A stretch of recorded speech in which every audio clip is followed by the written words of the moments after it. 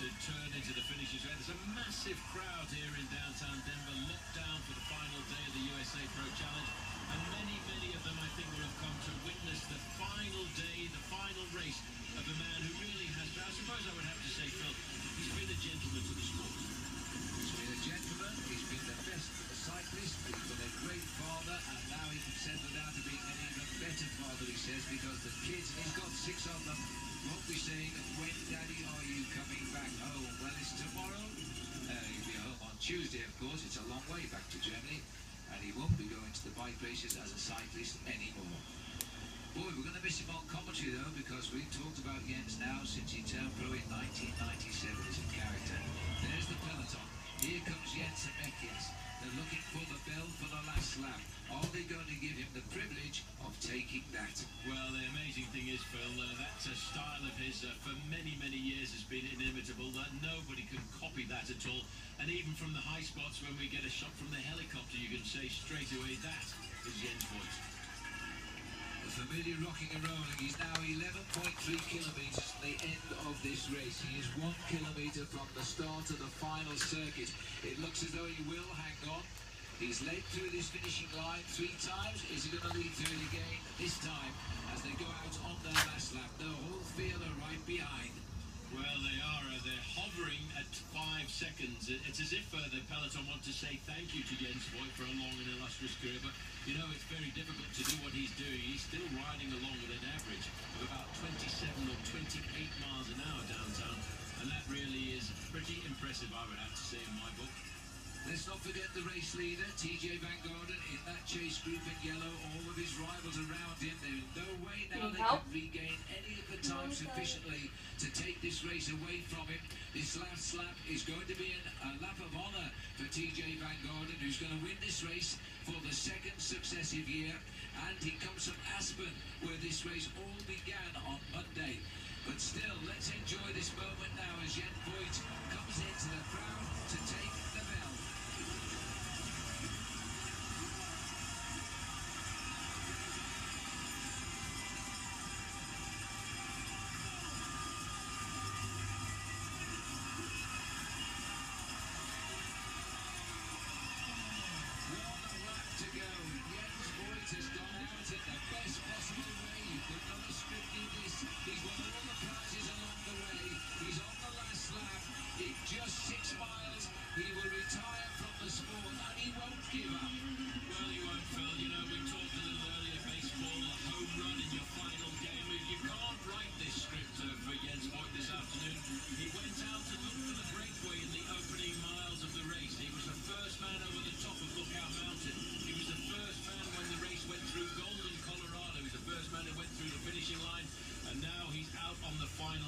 He's not going to have the fairy tale ending of a final win on the final stage, but I tell you what, he's had the crowd today on the edge of their seats.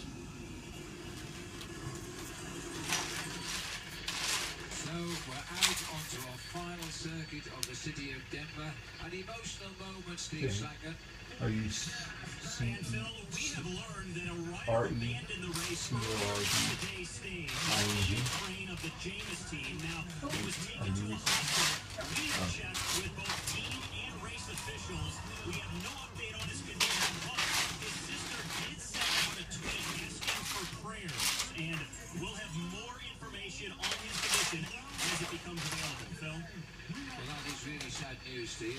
And, we didn't see that crash. It happened pretty early on, so thanks for that information. Now we're back with the leaders. Just as the crash happens, the field is now together. So the catches come through. We've left ourselves approximately 5 miles to race around the circuit here in the city of Denver. And this is now the drive-by gone short notch to catch the breakaway and soften up the race in the hope that Airman Alex House can win. But hey, they're going to have to contend with the attacks that have come. This is the Austrian national champion who goes out on the attack now, and he's a teammate of Jens Voigt, and that is Ricardo Jordan. Made a very hard move here this afternoon. I'm not sure if you know this, Phil, as Jens Voigt was caught by the medical. Many of the guys actually tapped him on the back as a sign of respect. Well, that's a good move by Ricardo Jordan, and you know, if he were to win this, Jens would congratulate him. Happy of the day when Jens saw his teammate Laurent Didier winning to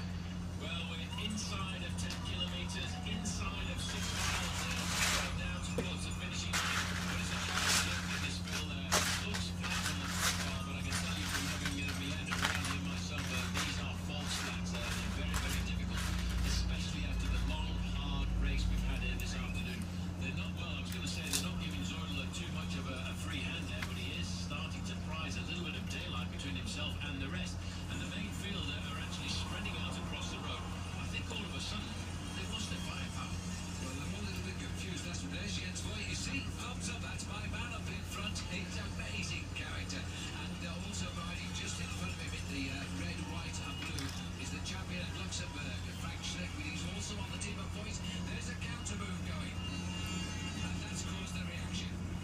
That's Polyansky going across there in second position in the fluorescent yellow jersey of Tinkoff Saxo Bank. But I think what's the advantage for the Austrian national champion here, Phil, is this is not an organised chase. To pull a man back like this, you have to have a team dedicated to organise the chase behind a lone man like this. And, well, that's quite a gap that he's prized open. Well, that is a great gap, and see what's happened is the teams have been forced to chase all day to catch Jens Voigt and Becchias, and now they've got to do it all again, and also position their sprinters in the right place. It's not easy.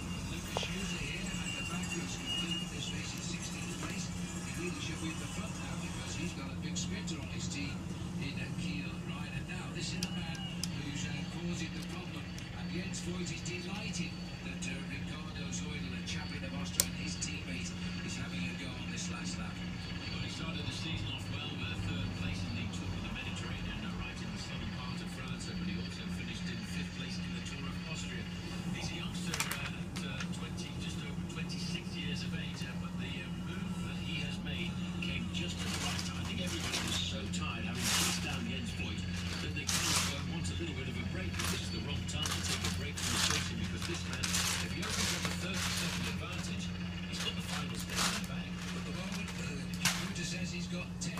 Zoidl takes a little sneak look over his shoulder to go back into City Park for the last time. He's finishing having lost only 7.5 minutes throughout this Tour of He should come home in 15th place overall, but right now he loved the win to crown it up. There's a one rider down there trying to cross the gap. It's only one rider who's left. It looks like it is the Tinkoff Saxo rider.